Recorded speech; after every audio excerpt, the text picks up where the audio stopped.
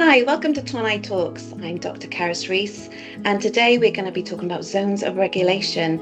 Today, I'm lucky to have with me James Marshman, who is our resident occupational therapist, who's going to be talking to us about zones of regulation and how we as parents can implement this in our homes with our children.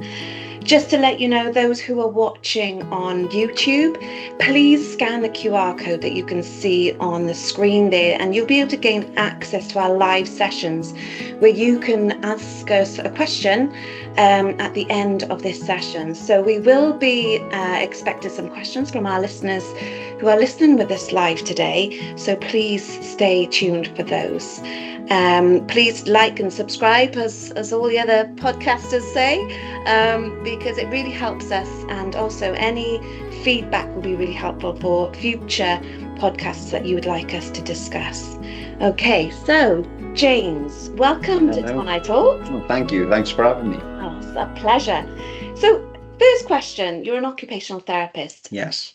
What does that mean? What does your job involve? Oh, and that can be a tricky one for lots of people because people don't really understand what occupational therapy is. So when we think of occupational therapy, we think of occupations, okay? Occupations are everything that we do, from when we wake up in the morning, from when we brush our teeth, to making our snacks, to getting ready and dressed, to go to work or to go to school, the leisure pursuits and activities that we follow. So it's all the things we do. And as an occupational therapist, we become kind of experts, if you like, in understanding activity and how we break them down and helping adults or children to achieve those tasks that they want or need to do. Okay. So the job title, I mean, I would assume it's something to do with jobs. Yes. Obviously, occupational. Yeah. But you mentioned there about children. Yeah, absolutely. So children, so I'm sure people will be familiar with occupational therapists that they've come across in hospital, and it might be helping with equipment or aids and adaptations. But we also work with children. And one of our big roles is obviously children's occupations are being able to go to school, being able to function at home, being able to have leisure, being able to function in the community. So all these things are really, really important. Lots of skills that we cover. So things like getting up in the morning, dressing, being able to play sports, get dressed for PE, handwriting in schools. We cover it all, toileting. So there's lots of areas that we have to be able to understand. And then if a child is having difficulty accessing those occupations, then we are looking at trying to help improve their independence, improve their life skills. Okay. So are you saying that your job role is to do with children being able to do physical tasks? Yes, so it can be physical tasks, absolutely. So we tend to look at the activity, whatever that is, and we will break that down. So we'll break that down into small manageable chunks, but we will look at different ways of doing it. So it might be empowering children or staff around them. So it might be teachers in our case, on different strategies to help those children learn a new task. It might be looking at some adapted equipment. And so, yeah, really trying to help them consolidate and develop new skills. Okay. So obviously when you have a baby, they start to learn to develop these skills, don't they? Yeah. In a way, it seems kind of natural. So yeah, so there's some children are preset to learn some basic skills. So being able to roll, to be able to sit up, to stand, to walk. Those are kind of preset. Yeah. But everything else is going to be around opportunity for development. So play is one of children's main occupations. Yeah. And they learn and develop through play. So it's really important that we promote and enable children to access play through their lifespan of being a child, because that's where they're really developing their skills. Okay. And it's really important that we offer those wide opportunities both at school and at home as parents. All right. So what you're saying there then is like the occupations that our children have to learn isn't always something that comes naturally. Like, we teach our children to speak, we teach our children to read, to feed. Yeah. So we need to teach our children to develop these skills that you're talking about. Absolutely. And obviously then there are times where some children won't develop them as quickly or as well as others. Is that when you become involved? Yeah, absolutely. So children, developmentally, there's certain things we would expect to see, but that's only a rough guideline, and each child will develop slightly differently. So when we tend to get involved is certainly within the education role, is when school staff have concerns about children not being able to access their occupations. So they might be struggling to complete a task, whether that be handwriting, whether that be regulation, whether that be dressing, whatever it is. We can then assist at looking at where is that child developmentally and how we can break that task down and support them through that. Okay. Interesting role that Yeah. you have within our schools. And obviously, there's a lot to consider there. You know, it's not just about how you do sort of one task, it's a lot to do with learning, but also when you think about, you know, our children's occupations, as you call them, in school, they're affected by everything. So when you think about speech and language, their ability to concentrate, their ability to kind of, you know, hold that pen and develop those fine motor skills, but also, you know, you mentioned something about regulate. What do you mean by regulate? Okay, so regulation is one thing that's a very important part of our ability to be able to enable us to participate. So for us to be able to regulate our bodies, our emotions, our feelings, is really, really important. So we have our own as regards to our system, our body system, it's really important that we're able to regulate that. So sometimes we're heightened and very awake and alert, and sometimes we're very switched off and disengaged. And when we talk about zones of regulation, blue zone, and it's really important that we're aware of that, because we don't function in our optimal place unless we're kind of in the green zone where we can listen and concentrate and attend. Okay, so yeah, we're going to go a lot more into detail about the things you mentioned there, isn't it? But the Yeah. blue zone and the Yeah. green zone. And first, tell me though, why did you get into occupational therapy, especially with children in our schools? Yeah, so I've always from a young age, I started in occupational therapy at age 19, and quite quickly was lucky to get an occupational technician position, so an unqualified OT. And I was working in a children's centre in Aberdare, and I worked with a fantastic occupational therapist. She inspired me, Jenny Jones, and yeah, I was like, oh wow, I really want to be able to do this. It's such a complex area. There's so many skills and things to understand and develop within this role. So I qualified in 2006, and then was fortunate to work in two children's centres, Sereni and Caerphilly, in an Iron Bevan Health Board, where I carried my own caseload, lots of different complex children, from cerebral palsy to autism to physical disability to all sorts of things. I kind of honed my skills there. And then after 10 years of working there, an opportunity came up in Neath Port Talbot Education. Okay. And I thought, you know what? I thought this was a real good opportunity to push myself, do something different, because occupational therapists are recognised in children's centres, but not in education. Well, yeah, because we hear about, you know, occupational therapists within, like you said, the health, like in hospitals. And you mentioned there your previous role, you were working with children that had like complex, you know, physical Yeah. needs as well. How does it work? What do you do in schools then with our children that don't have those complex, you know, range of needs? So going back to, I guess, what we talked about OT originally, well, what is it? It's helping those varied occupations. So it's all children's occupations. So it's not just children with physical disability or a diagnosis. It's all children. So if any children are struggling to access any of those occupations, as we said, across the school, whether that's in a special school or a mainstream school, we cover them. So, you know, we will support schools and school staff by training them and upskilling them in those areas, whichever they need to understand in, and then helping them really develop the skills to be able to support those children to develop further.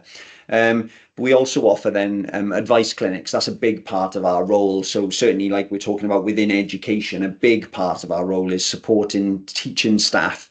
They will come to us. They will ask us. They'll give us a scenario. It could be around handwriting, could be around sensory regulation, could be around concentration, and they will ask us, are there things that we can help that help them to help their children? Okay, so you're telling me then that like any child really can benefit from the advice that you'd be giving class teachers with all the range of occupations that the children will need to develop.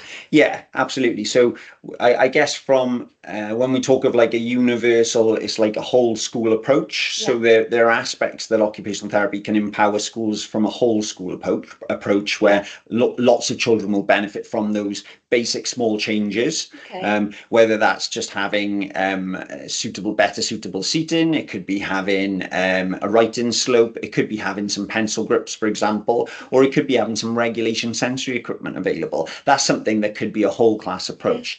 What we tend to do is we get involved with obviously the more specific children. Then when there are specific children with specific needs, that then we tend to offer those advice clinics for those children. But we're all the time engaging in schools. One of my big roles at the moment is supporting the 9 secondary schools across NPT, and that is very much at that upskilling level of trying to empower and support all children. So you're telling me that even teenagers still need help and support to develop these occupational skills? Yeah, definitely. When we talk about life skills, all children need to develop their life skills. Some will develop quicker than others, Yeah. but we know that, definitely now more than ever, children are struggling more developmentally with lots of tasks. Yeah. Whether that's feeding, whether that's dressing, whether that's toileting, whether that's handwriting, all these aspects. If you talk to teachers, they're becoming more aware of these areas of difficulty for children. Okay. Now you mentioned things that like part of your role in helping our children and with just sort of the general skills like you mentioned like workstations, you mentioned like pen grips and things like that. Yeah. You mentioned something I just wanted to check in on like sensory regulation. Yes. Tell me more about what does that mean? Okay, so that is one big part of our role as occupational therapists. Both myself and my colleague have had sensory training, and as part of our role, we want to empower schools to understand children's sensory systems. Okay. So all of us have sensory system. We're all sensory beings. We're human beings. Yeah. We have 8 sensory systems. These systems significantly impact on how we regulate our bodies, how we engage in task, and how we cope in our environment. Okay. And if we don't get that right, it can have quite a big impact or detrimental impact on our pupils. Okay. So some children can have sensory differences, sensory difficulties, and it's trying to help schools to understand how best to support those pupils and parents. Okay. You mentioned their sensory systems. What do you mean by that? Okay, so sensory system, I mean, we've got 8 sensory systems. So within our bodies, we can take in information from our external environment, and our body also takes in information from inside itself. So our 5 senses you'll be quite familiar with. When we talk about our external senses, our eyes, our ears, our smell, our taste, and then our skin, for touch. Yeah. So there are 5 systems. Then there's 3 systems that lots of people are less aware of. And I don't want to use complex words, but these are what they are called. So we've got a vestibular system, which is our sense of movement, which relates to our fluid in our ear. Like balance. Yeah, like balance, absolutely. So a balance sense, and keeping our bodies upright against gravity.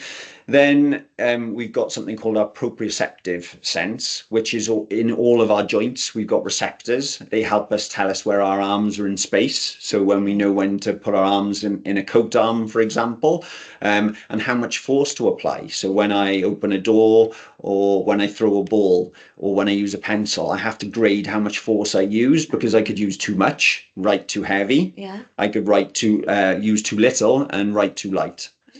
Okay.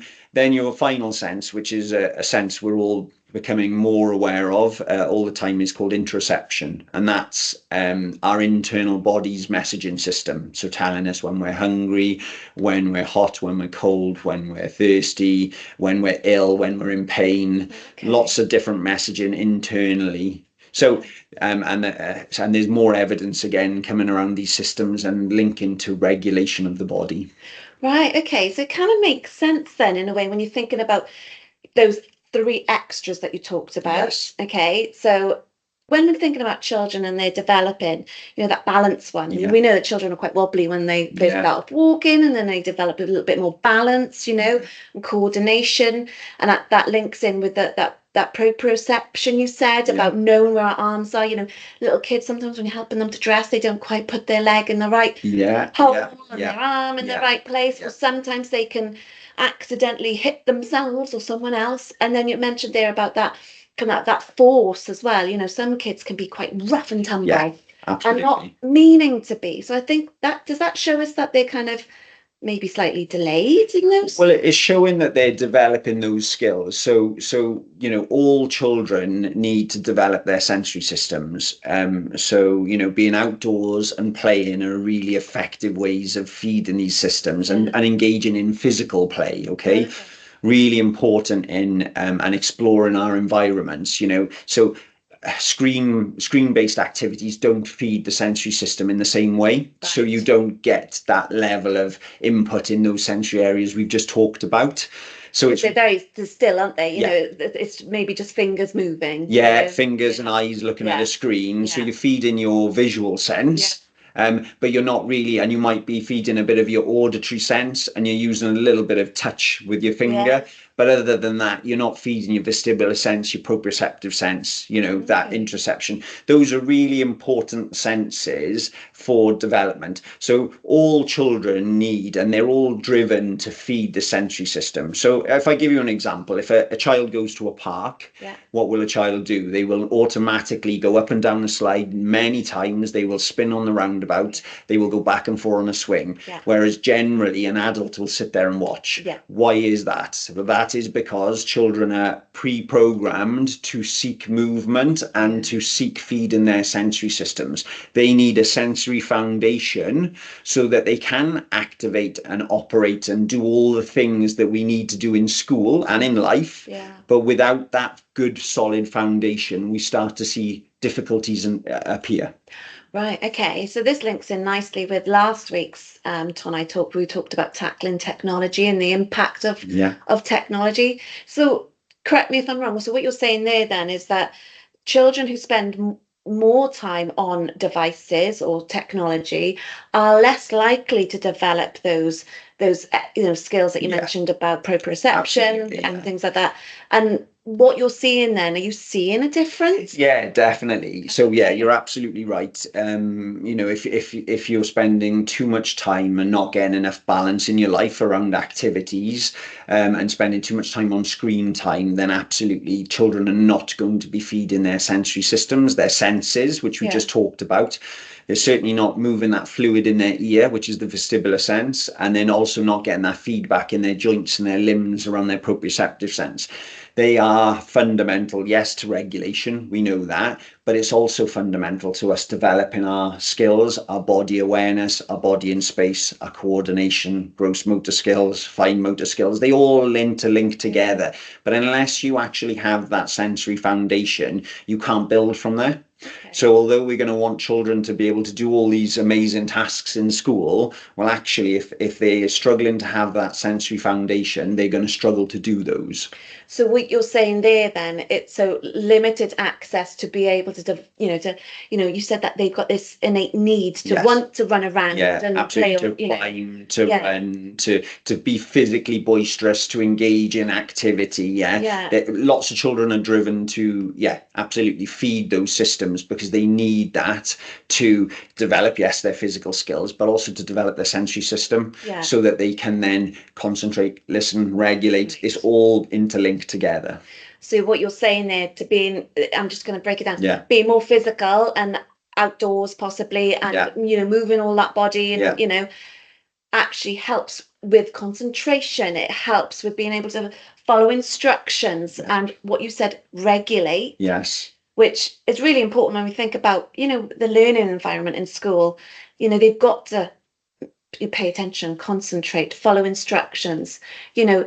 If they're not having those physical opportunities, say at home, and spending more time very still on devices, they're less likely to be able to cope with the demands of school. Definitely. Absolutely. So this is where then, I guess, zones of regulation comes in with our schools.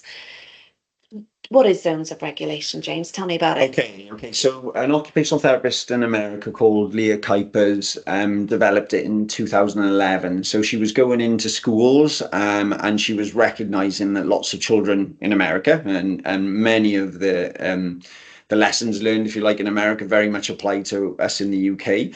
Um, was recognizing that children were really struggling with regulation, but she wanted to create a framework or a system where children could identify how they felt, be able to communicate that with staff and with peers. So that they could then basically be able to better perform, better engage in task, but ultimately recognize what they need. So when a child starts to kind of dysregulate, then we start to think, well, we actually need to offer some sort of regulatory opportunity or activity to help them re-regulate so that they can carry on with whatever tasks that we want to be able to be successful at.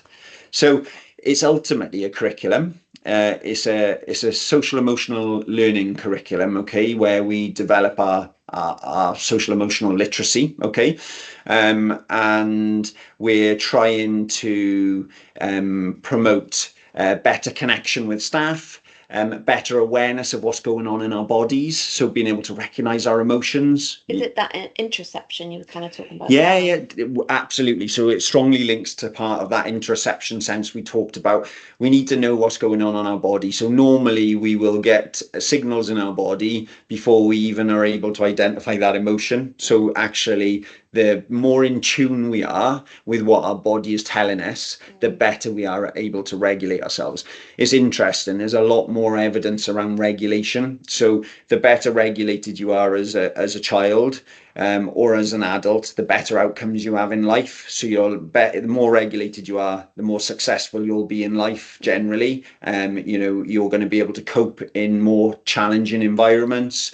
You're going to be able to navigate relationships, friendships, all the things that are really important to us in life, really. So regulation is a fundamental skill, really. So are you saying then, so regulation, obviously it has massive impact on your potential, future life, Yeah. and how well you do. So are you saying that, obviously I still as an adult, Yeah. sometimes, I'm not listening to what my body's telling me and I won't realize I'm annoyed Yeah. until, I am really annoyed, and I think, oh gosh, what's caused that? Yeah. I've overreacted about, because I knocked something off and I'm really annoyed at myself for making that mistake, and um does that mean then that I've not got good regulation or? No, it doesn't mean you haven't got good regulation. We all have regulation. So we all have regulation. If you like, there's challenges that come to us throughout our day all the time, okay? And we all are developing and refining our regulation skills. I'm 43. I'm still learning new techniques all the time to regulate myself. Yeah. So it's not being hard on yourself. It's saying, yeah, absolutely, we can always learn and we can improve. Okay. And the idea of regulation, and certainly zones of regulation, is you're teaching pupils a way of a framework. It's based around 4 colors. So all of our emotions sit into those 4 colors. And I can explain that in a minute if you want in a little bit more detail. But ultimately, then, if we can recognize what kind of triggers that impact us and how we feel, then we're more likely to be able to do something about it. Okay. And a lot of the evidence I was saying about, better outcomes in life, but actually reduce difficulties with mental health, so you're going to have stronger, more robust mental health if you've got better regulation skills. Okay. So when you talk about regulation skills, is that meaning like controlling yourself so you don't feel angry, don't, get annoyed, like I was saying? Yeah. So no, it's not about not getting angry. It's about recognizing we all get angry. We all get upset sometimes. We all get frustrated. We all get anxious. All these different feelings and emotions we will all experience. So it's not about not experiencing them. It's being aware that we do experience them, but then recognizing the signals in our body that we're starting to feel them, and then do something about it. So we can actually regulate our body. We can do activities, things that help us calm, that can bring us back into the green zone so that we're ready to function and participate. And in our children's is to be able to learn, to be able to sit and engage. So what you're saying there then, that it's okay that I get annoyed or angry Yeah. or upset or worried, sometimes there'll be times where I'm doing something and all of a sudden I feel a bit funny in my stomach and I think, oh, okay, maybe I'm a bit nervous about what's coming next. Yeah. So that's normal. Yeah. Absolutely, absolutely. We all have those experiences, So, I could give you examples of when you did your driving test. Can you Yeah. remember how stressful that is? And you had all those butterflies in your stomach, and you have Yeah. all that experience of needing to go to the toilet, Yeah. before you go into it, or maybe a job interview or Yeah. a pressured situation. So we all have those experiences, and it's completely normal. It's then recognizing, well, this gives us a way of saying how we feel. Yeah. So I can say, well, if I'm starting to feel a bit anxious or worried, I can say I'm going into the yellow zone, and that gives me a frame of reference. So I can now say to you, I'm going into the yellow zone. You now know that I'm starting to feel a little bit anxious, maybe, or a Okay. little bit worried. And I might need to do something about that. So I might need some sort of regulatory activity to help me calm down. Okay. So it's normal for us as adults, but also our children to feel the range of emotions, even Yes. those tricky ones, anger, Yeah. feeling nervous, anxious. I know we hear that a lot. But also it's about then thinking about, well, what are we going to do about it? And that's the regulation part of Yes. it rather than controlling it or stopping it. Yeah. It's about how we regulate. Now, you mentioned there something about the yellow zone. Tell me about these colors. Okay. Tell Okay. me, yeah. Okay, so it's very much based on four colors. So we've got a blue, a green, a yellow, and a red zone. Okay, so if we start in the blue zone is very much where we've got low energy. So it's where we feel tired. We're generally slower. We can feel ill, sad.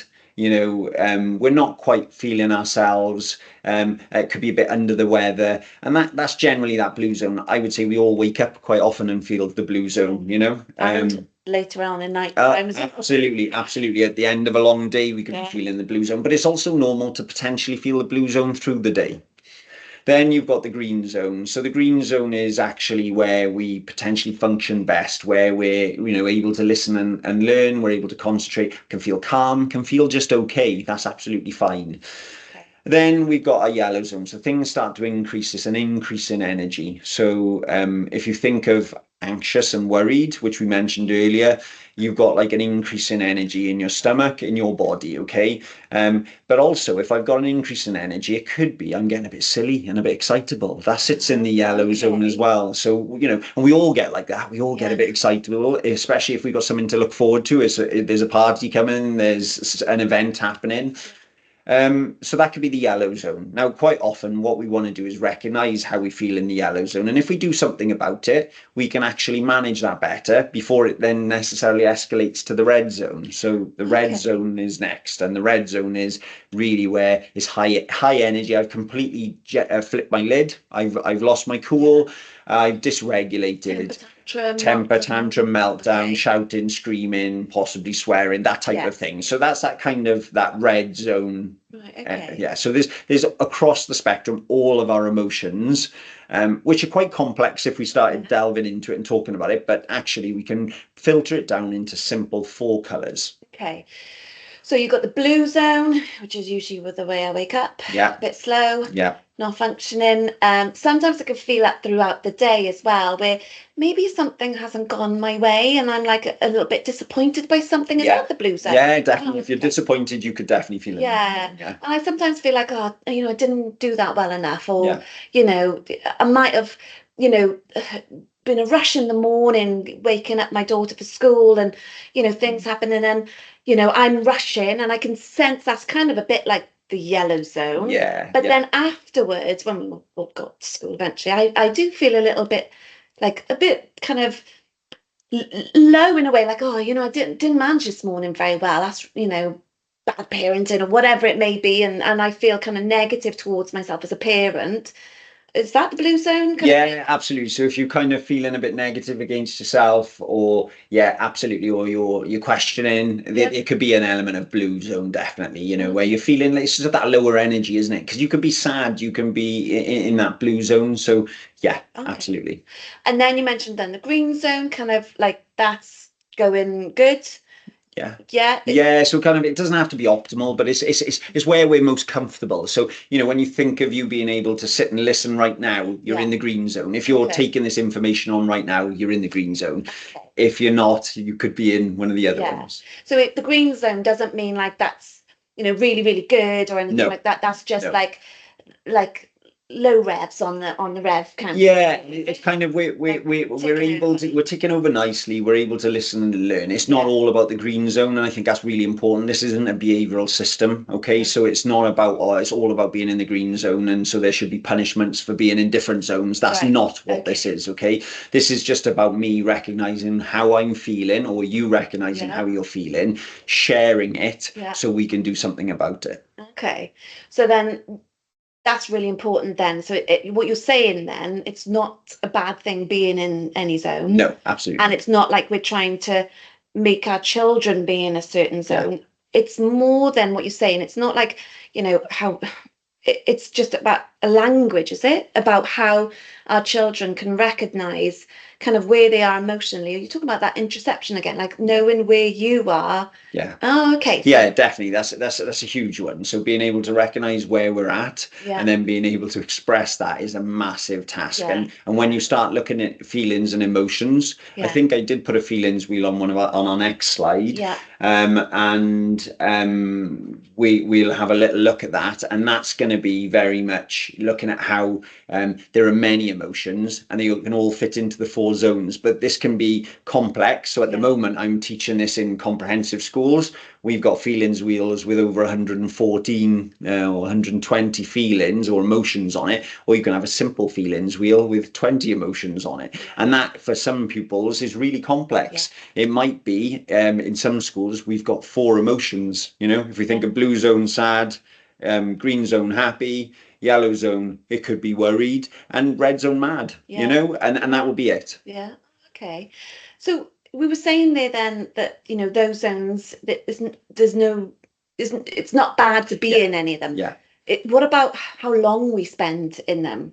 What do we Okay, so yeah, so we recognize that obviously we want our bodies to feel more regulated. So it's good for our bodies to be in the green zone for more time if we can. Yeah. Okay, but then it's about recognizing what helps our bodies and our minds be in that green zone. So what helps regulate us? What helps calm us? Right. Okay. So it's really important that we do spend time doing activities that make us feel calm. Okay. We know that, not to get all sciencey, but we know if we go into the yellow and red zone, we're going to increase the cortisol in our body, okay? And that's going to impact our brain, and that's going to impact how we feel, okay? And equally, if we spend too much time in the blue zone, again, that's switched off despondent. We're almost disconnecting with our body. So yeah, both ends of the spectrum are not going to help us function and participate.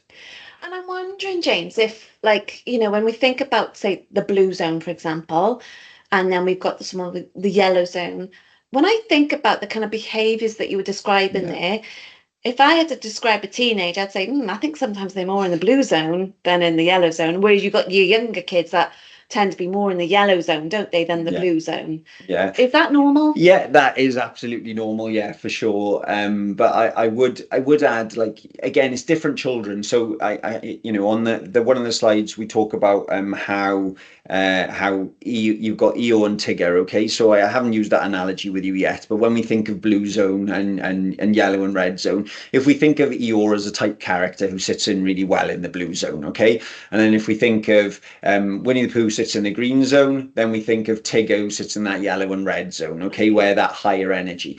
Now, all of us are generally predisposed to be more of an Eeyore type character or more of a Tigger type character. When you think of our energy levels, some of us are wound up with more energy generally, and that's how we function. Some of us have a lower energy. Now, it's no different for our children. So we will have children who are more present like an Eeyore type character where they're switched off, despondent, disengaged. They're going to need things that movement particularly, but we can talk about strategies to bring them up and awaken them. And then we think of our Tigger type characters. They're going to need strategies as well to help bring them down and manage that. Right. Okay. So it's not like something that we would all children should fit a certain category. Yeah. So like even a younger child, for example, could be more like in the blue zone, and our teenager could be more in the yellow zone. Yeah, absolutely. And if you, I think you're referring to teenagers. I mean, if you think I've got two in the house, and that emotional roller coaster that we have with teenagers of that ups, highs and lows. We definitely see a lot of going into yellow, sometimes going into red and dysregulated, and we also see plenty of blue as well. And we do see green, but we do see that emotional volatility of going through our emotions. Okay.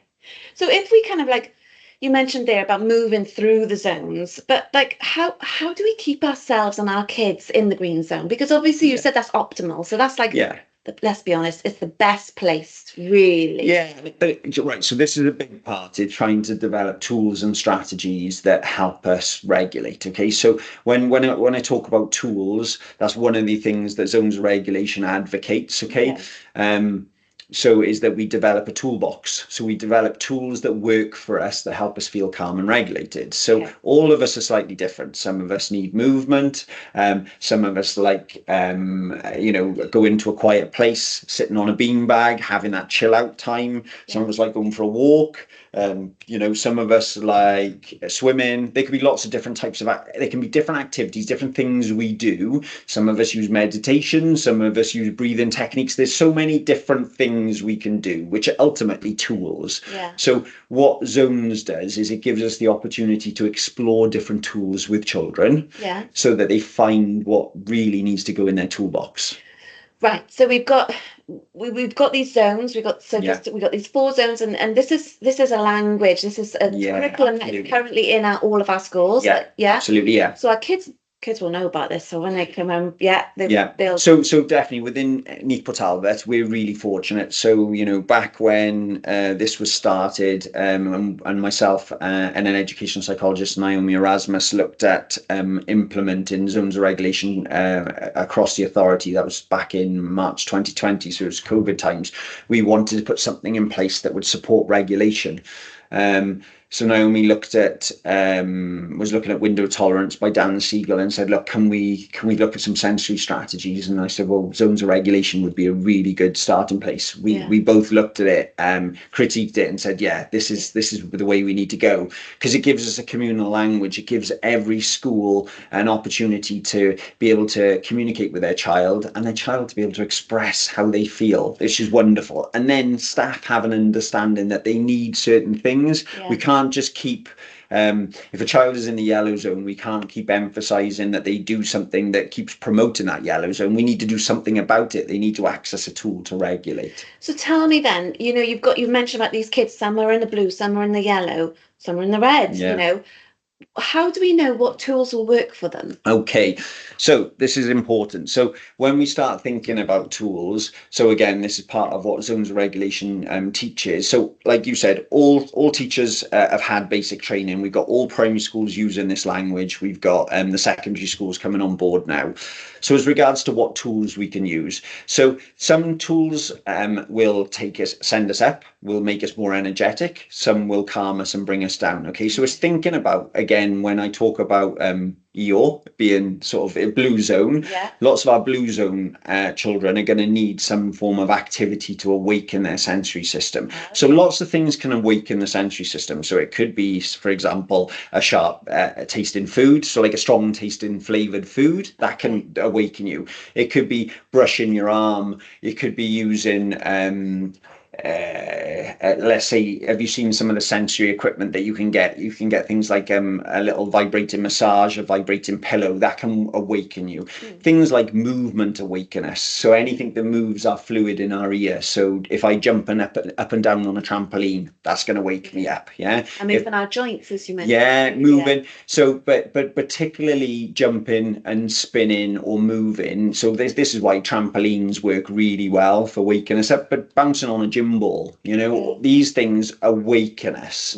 So again, it's about finding what works, that they awaken us. Then we've got things then that also calm us. So we know things like, so when we talk about the sensory system, I mentioned proprioception to you. There's something called heavy work. So heavy work is any form of pushing, pulling, lifting, or moving. So when I activate my proprioceptive system by pushing, pulling, lifting, and moving, it's calming. So I'll make some sense of that for you. So as an adult, you might use the gym to help you calm, or you might go home and you might do a heavy work task like pushing the Hoover, or you might feel like you need to go for a walk, or you might need to do some digging in the garden. You're going to do certain things that help regulate you.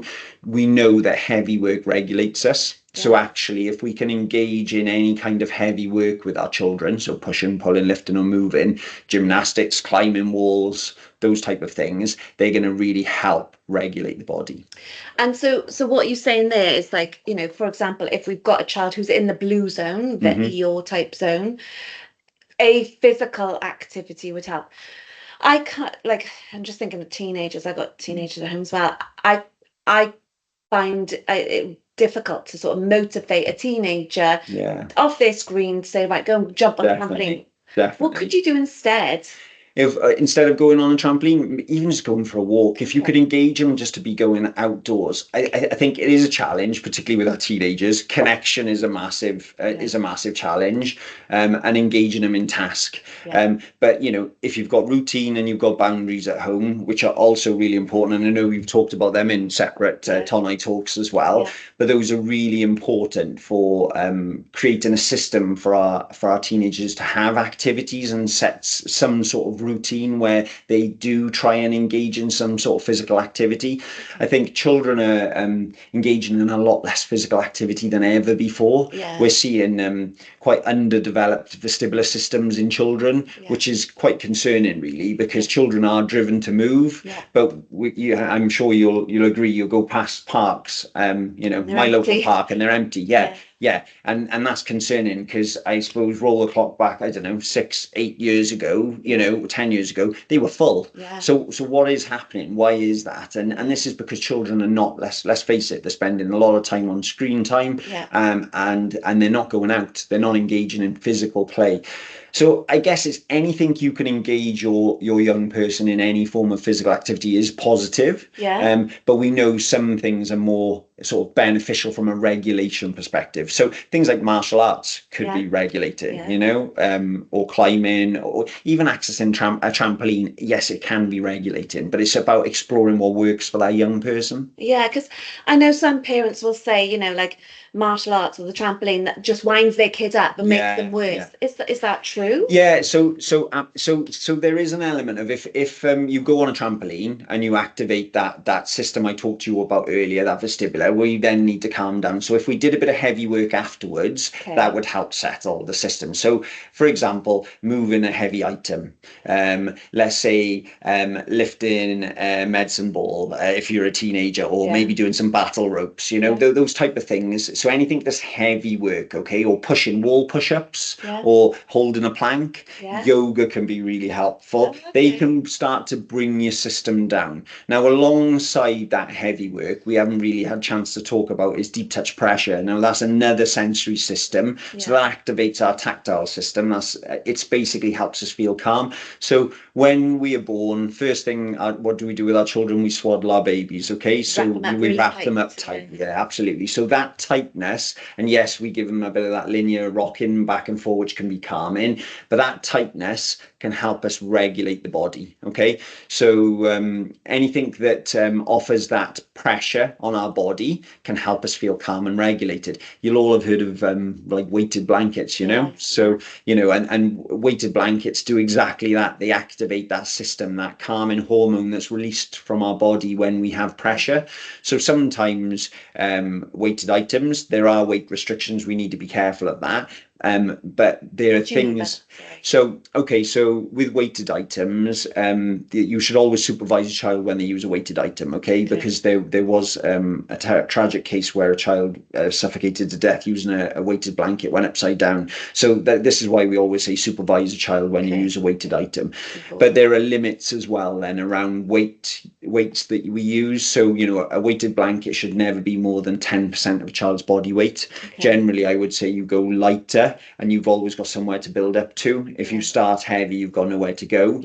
but then also recognize that any other weighted items like jackets, rucksacks, they usually say about 5% of a child's body weight, you know. But that's another one to add in the mix there, is that you could actually just carry in a heavy rucksack to and from school. That's regulating. Okay, great. So there's lots then about these toolboxes, about trying to find out what works for our kids, and how we can move them from the blue zone to the green zone, or bring them down from the yellow and red zone into the green zone. But you were saying it's kind of individual, isn't it? Like, it is going to be dependent on the child. There will be some universal type strategies that can work for lots of children, but what we try and advocate in schools is very much that teachers will explore them. So we'll say things like tools of the term. They'll explore different tools through that term with the children, and children will rate how effective they are, and teachers can also rate how effective they are. That refines then their toolbox. So if a parent now in NPT was to say to their school, what kind of things are in my child's toolbox, they should know what you're talking about, because they've had some of these training. Great. So what you're saying there is that our parents who are listening now, that in Neath Talbot, can actually go to their child's school and ask to see if there's absolutely. So it should be a joint journey, really, that parents and schools are trying to develop our children's toolboxes. So lots of our schools are starting to recognize the importance of having a toolbox, really, and our children then, as you said, everyone's individual, so it can't be a one-size-fits-all approach, but it is about finding what works for them. So Zones of Regulation have created some tool cards, which are cards of different strategies we can use. There's one for kids and there's one for teens and tweens. So lots of our schools have invested in these, and again, this is part of the process of them exploring those tools, really, And I guess it's important for us to share with our kids that, we can do something about our emotions in that sense. It's like having that control. Do you know what? I'm feeling in the blue zone. I've actually got the control to change it so I feel better. Yes, definitely. And we need to model that. I think it's really important as adults. We will use tools and strategies. It wasn't really until I started teaching zones to teachers that teachers started to recognize, actually, as adults, we use tools, because like lots of us still do things, but we don't know why we do them. Okay, but we do them because they regulate us. Okay, but whether that's going for a walk, is that listening to certain music, is that chewing gum, is that so we do lots of different things, going to the gym, whatever it is, we do certain activities, but some tools are not readily available now. So right now, if I dysregulate, I haven't got a gym right next to me that I can access. So but I can use a breathing technique, I could use a grounding technique, I could so there's lots of different things I could try to use. You could do a plank on the floor. Yes, absolutely. I could do wall push-ups, I could do some chair push-ups, some table pushes, or hand pushes together. There's lots of things I can do, but it's about exploring those, really. And as an adult, we want to model them to our children. So I suppose it's the healthy strategies we use. So I know, all of us as adults, some of us may have a glass of wine at the end of the night. That's not something we would necessarily use or describe as a tool. Now, what we want to do is explain tools as effective things that we might do during the day. Healthy tools, absolutely. So okay, that's really good to think about all these different tools that are available. And you mentioned there the Zones of Regulations or website. There's some tips on certain tools, and you can look at that as parents to see if there's anything helpful for your child. But also knowing that our schools do already have toolboxes for your child in school, which it'll be really helpful for you to understand that, as a parent, and see if there's anything that you can replicate at home. Definitely. I think there's a place where parents can really support around using the zones check-ins. So maybe creating their own check-in, which would be really good, So if you look on the slide now, we've got, you can create your own check-in. So if you pick a character that your child of a series, there's numerous characters, or it could be one person, or it could be create your own Lego person. But basically, you're trying to create four zones You can see there your blue, green, yellow, and red. And then what you can do is children can then move their figure accordingly to what zone they're in. So this could be a check-in on the fridge. It could be just with Velcros. It could be something as simple as that, or it could be a Lego man check-in. And you could even create your pet and have all the parents in the household and siblings checking in on a regular basis. The more in tune we are with our emotional literacy, the better we're going to be able to learn to regulate, is if we can actually communicate how we feel and share that. But also support each other at home as well, Absolutely. isn't it? I think sometimes it's really important for us, as parents to say to our kids, God, today I've had a terrible day and I'm feeling a bit in the blue zone. I think I need to go take the dog for a walk. Would you like to come with me? Or do you know what I mean? It's about us being very vocal, isn't it, about our feelings, and that, because we do have some parents that try too hard in a way to be perfect and always in the green zone. I don't want my kids to see that I'm ever in the yellow, blue, or red zone. But I think it's really important that we are very honest and open about, how we cope moving through the zones, because we will, and that's normal and that's okay. And it's what we do then to think about, well, how can I move myself more towards the green zone? Definitely, I totally agree with that. I think a big part is parents can feel a pressure to have to almost hide their emotions from their children, and we don't want that. We don't want that at all. What we want to do is we need to normalize this. This is a really important thing to be able to, if we want our children to be able to share it, then we need to be able to share it. And I think this is something that, we need to model, we need to talk about. Yes, okay, it's done in a manageable way. We don't need to put worries or pressures or anything on our children. We don't want that. What we do want to do though is to normalize that. Yeah, mummy is feeling, or daddy's feeling a bit tired this morning, or the alarm kept me up, or I didn't get much sleep. I'm feeling in the blue zone, or the dog ran off and I was feeling quite worried, or I lost my keys and I felt really worried. These are normal things, these happen to all of us. Yeah. So I think, what parents can do at home is, number one, have that check-in. Yeah, definitely. And I think I love these visuals that you've got up here. If you are able to look at the screen, we've even got Taylor Swift on a check-in. Yeah, so even Taylor Swift feels absolutely blue, yellow, and red sometimes. She's not always in the green zone. Yeah. And I think, it's very relatable for some of our kids. And I think, looking at that emotions wheel, things like focused, relaxed, calm, content, happy, aren't they lovely emotions to feel? But sometimes we are more so in the, worried, frustrated, silly zone, which is part of the yellow. Then we've got tired, lonely, bored, disappointed in the blue. And then we got that big red zone, which is a huge amount of, dysregulation, as we call it, being in the red zone, terrified, hysterical, inconsolable, enraged. Unfortunately, we do feel these emotions at some point, and I think, having this in your home, our kids in East Batal, but they already know about the zones. Oh, totally. They'll teach us. They do. They'll teach us.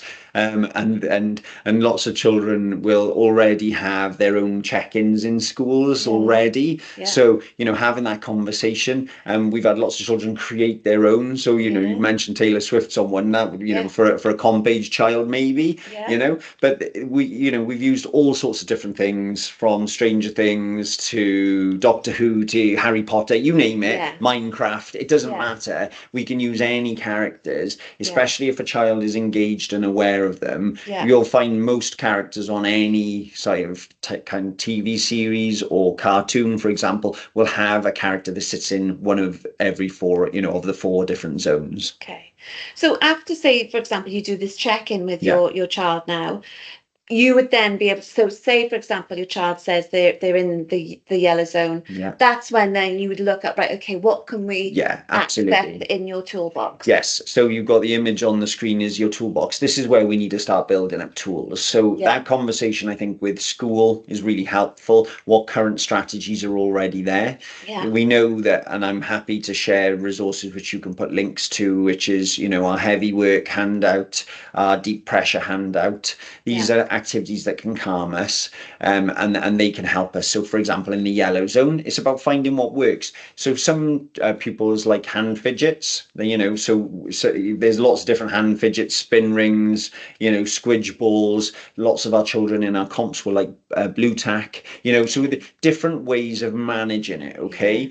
But we know movement is so important, so getting out and having a walk, a change in scenery, change in environment, that can have a big impact. And sometimes when our children dysregulate, we're really fortunate in Neath Patalba, we've created these corridor circuits in all of our primary schools. So OT has managed to secure some funding, and we've managed to get corridor circuit stickers. So it involves doing wall pushes, squats, hopscotch, figure of eights. There's lots of different things.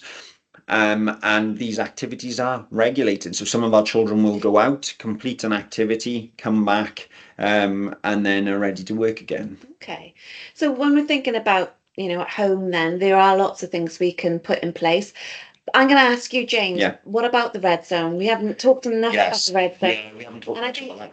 Our parents really at home, we see the red zone, don't we? Definitely. And I think what are we going to do? Yeah, absolutely. And that's a big one. So in the red zone, time and space is a massive one. So for some of our children, actually, it is using language. Think about the language we use, minimize it as much as possible, because I think when we dysregulate, we can't access that kind of thinking part of our brain. So actually, if we're talking at a child or shouting at a child when they're in the red zone, that's going to dysregulate them further. Okay? So you're saying things like, don't be like, what's wrong?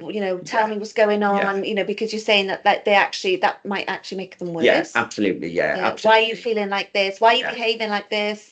What's happened? What have you done? Absolutely. So really trying to take a step back as that parent, giving them a bit of time and space. Have they got a quiet cutch area? That's a big thing we advocate. And whether that doesn't matter whether you're a teenager or you're in primary school, having a safe space that you can go to, that you can feel calm, which is not overwhelming, it's not busy. The idea is not necessarily to have screens and lots of items there, right? It should be like, it could be a beanbag. It can be in a little cutch area. For our younger children, it might be a blanket over a table. It might be a dark out tent, for example. But being able just to go to that area, it might be having a little weighted blanket, maybe having a hand fidget that you use to calm. But that's a really good way then of just completely de-escalating. You just need that time and space to calm. And sometimes, you see it like, for example, children can have those moments in the red zone where they stamp up the stairs and they slam the door, and actually that's helping them, isn't it? Those foot movements up the stairs, slamming the door, because you were saying it's all about that movement, and then they're in their room, and sometimes as parents, I think they think, oh, but that's it, going up to their room to say, you don't slam your door and don't stomp up the stairs. But actually, I think it triggers us to go into the red zone, doesn't it? Definitely. And this is the good thing about zones. It's really important we recognize where we're at. So absolutely, I think, we affect each other. And this is part of what zones teaches us. We affect each other. If you're in the red zone, then I'm probably going to start feeling in the red zone. I'm either mirroring what you're doing, or you could be sending me into that state. And you're absolutely right. It's really important we recognize we're at that, because sometimes we need to step back, take a breath, take a moment, re-regulate ourselves before we re-engage. Because ultimately they could have said or done something that we didn't take too well, and I think that's one of the biggest things for us. And I know in our other Tonight Talks, talking to teens is really helpful techniques there in first checking in with yourself. Are you the best person to go and have a chat with that teen, or even the younger child at that time? Sometimes it's important to have that break, isn't it? Yeah, definitely. Thank you, James. There's a lot there to take in, isn't there? There's so much valuable information there, and I think, I really do hope our parents, have had the opportunity to take a lot in. Obviously, they can re-listen to it, but also go and have a chat with their schools as well. And I'm just thinking, what would you say we always end our podcasts with our Tonai top tips? What would Okay, you so say? important for top tips then. So talking about your own feelings, I think that's really important. We need to normalize the feelings. That relates to like what the zones and what we were talking about. Yeah, We talked about the importance of structure and routine. I think yeah, that's just, that's just an overall important thing to have at home because all children need routine, all adults need routine, but yeah. it really helps with managing their day and activities. You know, developing a family zones check-in. I think that's, I like that's that. a really nice thing that you can do as a family is Yeah, to communicate how you're feeling. We'll have different demands on different days. Things sometimes work out, sometimes they don't, and yeah, that's okay, yeah. but we need to normalize that. And by checking in and saying, how was your day today? Like, let's check in, Yeah. and then it gives you that opportunity to talk about it. And you can model it as a parent going, do you know, I'm feeling in the green zone today Yeah. because, things have gone okay, or, I'm feeling Yeah. a bit in the yellow zone. And I think it's really good that we model that as parents. I agree. I completely agree. We need to normalize it. It needs to become the part of the language. And this is what we talk about with schools, becomes part of the language. It's part of the fabric now. And lots of the teachers are already using it. And this is why we need it at home as well, because I think it's that extra bit. A really important one, another one I put on the list for a top tip is creating a safe space or kutch area. We just Yeah. referred to that. That's really important. Just to empty that sensory cup when things become too much, we need to Yeah. have that space to be able to calm. Yeah. And even if it's not like an area, I think when, for example, your child storms away from you, Yeah. that's the indication that you need to leave them, They isn't need it? some Yeah. space. They Yeah, need they some need some space. space. They need to Yeah. time to regulate Yeah. again. Yeah. Absolutely. Developing your child's toolbox. I think, I know that's a huge one, but, we need to start having those conversations with schools and with our pupils about what works for them. Yeah. We offer advice clinics and we often ask, teachers what are in pupils' toolboxes. And when their toolboxes are very limited, surprise, surprise, the child really struggles with regulation. Okay. So what we need is we need more tools. We need to Yeah. find things that work. Tools work for everybody, but you have to find what works for that young person. And yet again, to be mindful, like you said, there's a lifespan on them. So Yes. sometimes they will work and then other times they won't. You have to change Absolutely, it, don't you? absolutely, and I think this is really important. And I suppose we haven't emphasised it enough. Is that yes, absolutely, tools will change. So the tools you use in year 4 are not going to be the same as the tools you use in year 6 or in year 8 or year Yeah. 10. Everything changes Yeah. because we grow up, our children change, their needs Mm. change. So absolutely, the way that we regulate can change. We will have some general themes around what might work, but Mm. it's about recognizing the tools do need to change and we need to have a variety of tools Yeah. because if we just have one go-to tool or two go-to tools, I can guarantee you at some point they're not going to work and you haven't got Yeah. enough. Or they're not available. Like you say, Yeah, like right now, you can't go to the gym, yeah, but what are you absolutely. going to do instead? But you could do a plank, Yeah, push-ups, a whatever it's. breathing technique, whatever Yeah. it is, it's an accessible tool. Yeah. So the more tools we have, the better. The other thing is that we can get used to if we keep doing the same thing from a sensory perspective to the body, we can just kind of get used to it, and Yeah. it no longer has the kind of impact or the effect it initially had. Yeah. So this is why, for example, weighted items. If I kept giving you a weighted item, you'll eventually get used to it, and it no longer regulates you. Yeah. So this is why we've got to have a variety of tools. So the weighted item might be one tool, but you need lots of other tools as well. Okay. Thank you. Okay, so next tip will be quiet time, especially after school. So I think when you come home, when our children come home from school, and I definitely see it in mine, they need that time and space. They Yeah. need to regulate. I mean, it's that common theme, isn't it? Parents find when they pick their kids up from school and they say, "How was your day today? What did you do in school?" Nothing. Because they and it's quite frustrating as for Yeah. parents, and they thinking, I'm trying to ask you about school and you're not, willing to give me any information, but it's actually because they can't, isn't it? In the way they just need that time because school's, very busy environment, isn't it? Yes. They've been learning all day long and their brain is tired, isn't it? Definitely. The demand from the day, you can see it from the children Yeah. when they come in, the demand has been huge. So they just need that time and space. Yeah. And they need to engage in whatever it is that helps them regulate, Yeah. and then let them come down. And then we can start having conversations and Yeah. engaging with them. Next top tip definitely is to support and encourage being outdoors. So we talked about the importance of developing our sensory system and regulation.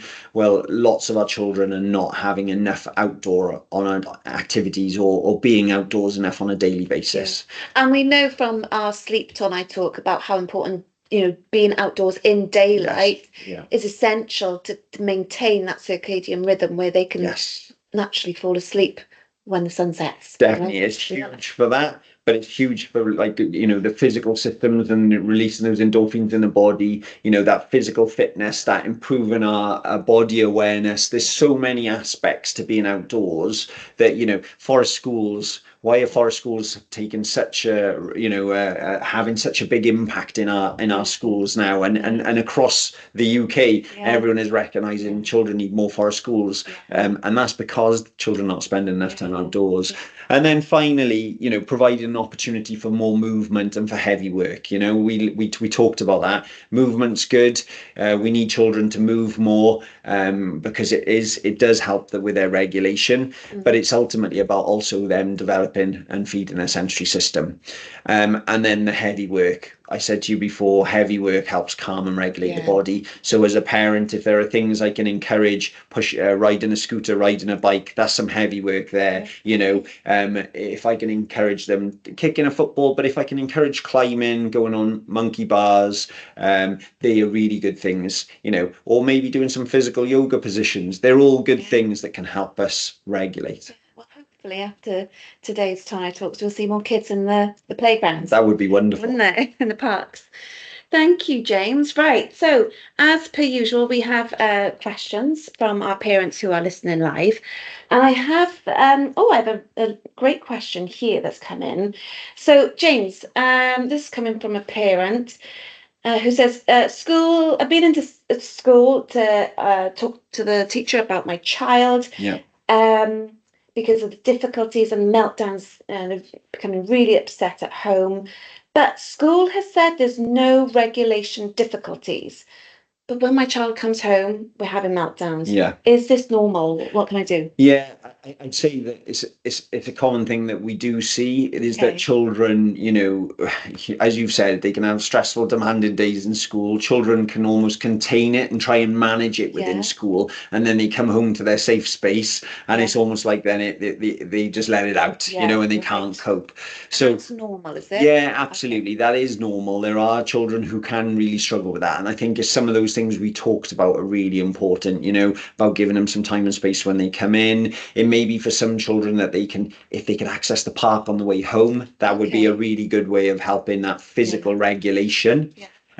But when they do come home, given that time and space to regulate, having that quiet area, having then some strategies and tools, back to those toolboxes. I know I keep referring back to those, but it's really important we have strategies, because we can check in. We can then say what tools are in our toolbox. You don't even have to almost speak it. Once you get so efficient with it, children will. We've got some of our schools and our provisions where children will just go to their toolbox, remove the Velcro they want, or point to it, and then go and access that activity to help them regulate. That's really good, isn't it? You can see the children are actually really taking it on board. Definitely. I hope that answer was helpful. Another one here. My teenager wants to spend weekends and evenings in their room. Does this mean that they're in the blue zone all the time? Yes. So yeah, absolutely. So if we're not moving, and we tend to be, if we're in the blue zone, we're lethargic, slow, kind of more like that Eeyore type character we talked about earlier. And it sounds like your teenager potentially is kind of presenting like that Eeyore type character. So, it is important we try to encourage other activities that we can to engage them in other ways of engaging their sensory system and awakening their system so that they can come out of that blue zone. So if you can engage them in any physical activity, wonderful. I know I've got a challenge. My 14-year-old really struggles with wanting to be like an Eeyore type character, but we do have a trampoline. Luckily, we're fortunate in the house. She does access that sometimes. but she also likes going for a walk, just getting out and just trying to encourage being outdoors. We need to build on it. It's not something you'd start straight away, especially if you've got a child spending all weekend, not leaving their room, so to speak. But we do need to start trying to break that and push that so that they can start better regulating themselves.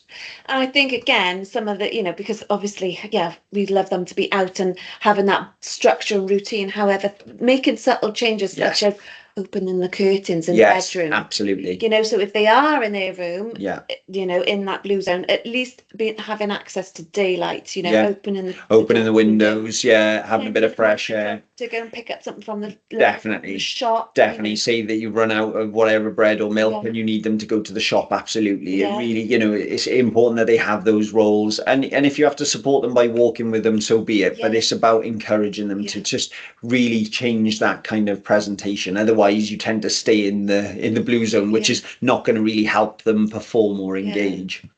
Okay, thank you. I hope that was helpful. And the last question we've had, this is a good one. We have found strategies that work at the beginning with our child, but they often stop working. So I think this parent is using lots of different techniques. They are working and then they stop working. What's going on there, James? Okay, so sometimes we can stop using a strategy once a child settles, as we think they don't need it anymore. But I would say it's really important that we continue with that strategy. So if we find a strategy does work and it is regulating, it's worth continuing with that. Okay, so there's that part. However, remember I said earlier when we were talking that when we do something over and over again, our bodies can get used to it. Okay, so therefore it's important to have a range of different strategies and switch them around. So this is where it relates to our toolbox. We need to have additional tools to help us regulate. Some children do change. So we've already mentioned that children do grow, and what works for them in 1 year is not necessarily going to work the next year. So we do need to be aware that we might need to change our strategies. Okay. But I think the key point with this is we need to develop a robust enough toolbox with strategy that work for our young person and that we offer them little and often. So if they can access and engage in those activities that calm them, that help them in the green zone, the better they're going to be. Okay. And again, it's about being flexible as well, isn't it? Like adapting them and changing them as our children develop. Yes, definitely. And this is what we often say with the schools is that once you've got a toolbox, that doesn't mean it's not set in stone. It's far from it. It needs changing. So they do have to adapt and change as time goes. So you do need to be aware and be in tune with your child. And if you start using a strategy that's in the toolbox that's not working, remove it from the toolbox. We need to start then. And then if we're starting to work down to less tools, we know we need to increase them, so we need to find more tools. And again, you said we can access the links on the website for zones of regulation. There's lots of strategies and tips on there. There's lots of definitely. There's lots of lovely things on the zones of regulation website. There's some advice on parenting. There's actually some training for parents, but that's paid for. But even just some of the basic information will be enough for you to set you on the way of using this, hopefully. And then engage with your schools. Have those conversations around what tools they're supporting in school, what tools work for your young person. And it should be a joint venture, as I said earlier, about both of you, your parents informing school, school informing parents, and trying to really develop and enrich that toolbox so they've got an effective strategies to calm. Lovely. Thank you, James. Today has been really, really interesting. I've really enjoyed today. So thank you for your Thank you. I've enjoyed it too. And sharing all that incredible information that's been so helpful for our parents. As always, diolch yn fawr. Thank you for joining us today for our Tonight Talks on Zones of Regulation. Again, as you can see on the screen there is our QR code for you to scan so that you can join our live sessions that we have in the future. Diolch yn fawr. Thank you very much. Thanks.